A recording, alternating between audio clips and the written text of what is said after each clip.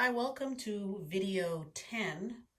In video 10, you already have a talk that you've created in the previous videos, and now it's time to get some feedback. Now, some of you might be asking, can I not get any feedback and still give a pretty good talk? Can I just skip this video? And my answer to that question is no, you can't. And let me tell you why. Here's you have a lot of knowledge about many things, including your research. And here's your audience. They have considerably less knowledge about your research. You understand your talk perfectly because it's based on what you know. But your goal is to get your audience to understand. How are you going to know what they don't understand? You can't really kind of put yourselves in their heads because you can't go from knowing to not knowing. The only way you're going to know what they don't understand is by getting feedback. So I'm going to show you how to do that.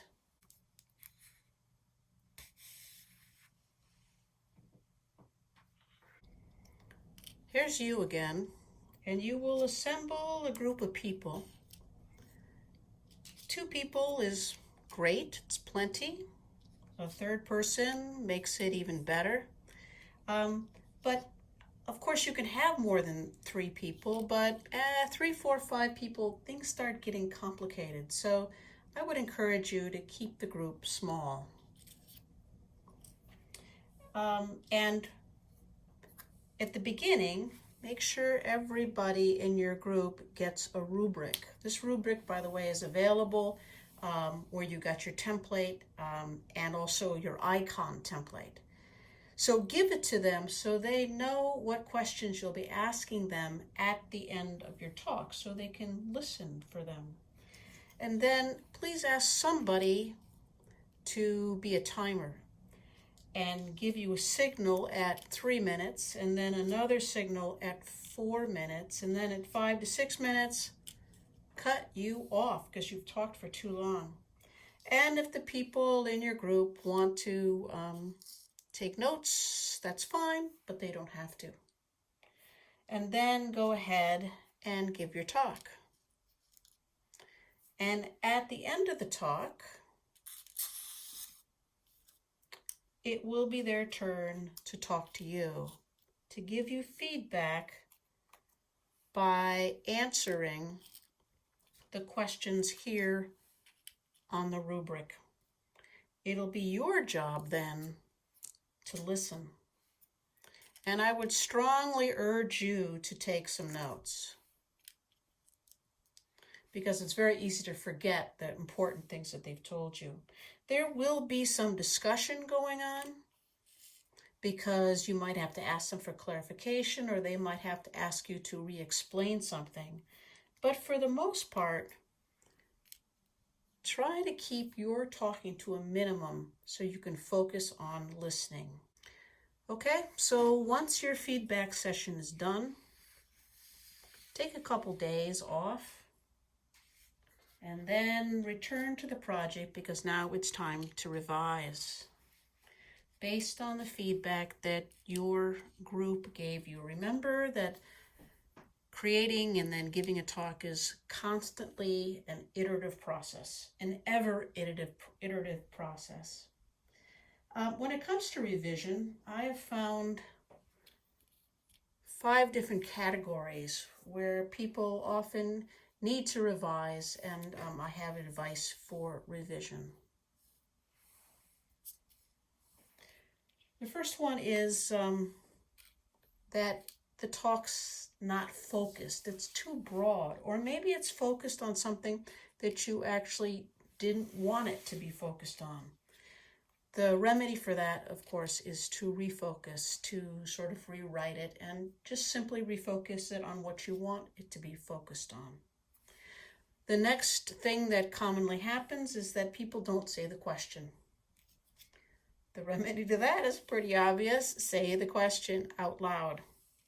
Or sometimes the answer to the question in a talk will not match up with the question. This actually happens quite frequently. And what has to happen then is that you just need to rewrite that question. The third category is that the end is kind of not in focus. It's not very sharp or well defined. And what I suggest to you, if that's the case, is to really picture in your mind as clearly as you can the final action results, and then describe that in that part of your talk. The fourth area is that people sometimes don't put themselves in their talks. We're trained not to, right? And so some people talk like all the research went on around them without them really doing much about it. Well, that answer is pretty easy too. Just put yourself in that talk. You are not only the main character, you're also the narrator and the host. And it's important that you're there so that the audience can follow in your footsteps and go on that journey of discovery. Last but not least, sometimes people leave out areas that are really important for their audience to understand where they're going. And then sort of the opposite, sometimes people really like certain areas, and so they pad them. They put in all the stuff that they love, but the audience doesn't need to know it and actually gets confused by it. And sometimes people just bite off so much that they can't chew it very well, and the talk kind of goes all over, and the audience can't really tell what's going on. My advice to you is to look back on your one main thing, revise it if you need to, look back on your ending, and then rewrite your question and your answer. Because what you need to do is, as best you can, cut a clear path from the beginning to the end of your talk. All right, that's it. And now it's time, we're done with this, and now it's time for the better world, which is in the next video. And so I will meet you there.